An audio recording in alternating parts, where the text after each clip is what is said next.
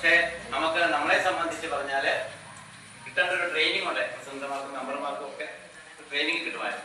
ഞങ്ങൾക്കത് ഓൺലൈനായിട്ട്, കാരണം കോവിഡിന്റെ മൂർധന്യാവസ്ഥയിലാണ് നമ്മൾ കണക്കിലെടുത്തത്.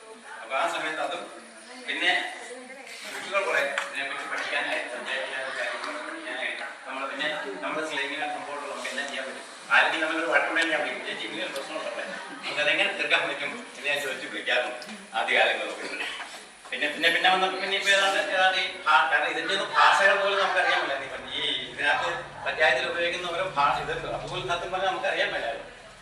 ആ ഒരു രീതിയിലായിരുന്നു നമ്മൾ ഈ പഞ്ചായത്തിന്റെ ഭരണസമിതിയിലേക്ക് വന്നപ്പോൾ. പക്ഷെ എല്ലാവരും എന്നെ വളരെ സപ്പോർട്ട് ചെയ്തു. എന്റെ മെമ്പേഴ്സ് എല്ലാവരും എന്നെ, എല്ലാ സീനിയേഴ്സ് മെമ്പേഴ്സും അതുപോലെ ജൂനിയർ എന്റെ ഒപ്പം ഉള്ള മെമ്പേഴ്സ് എല്ലാവരും എന്നെ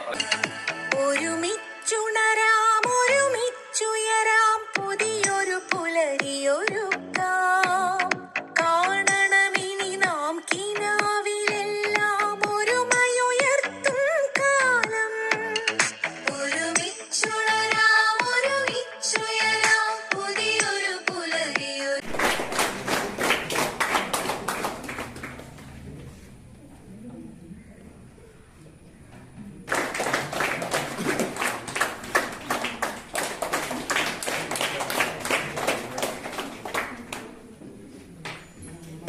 Hey.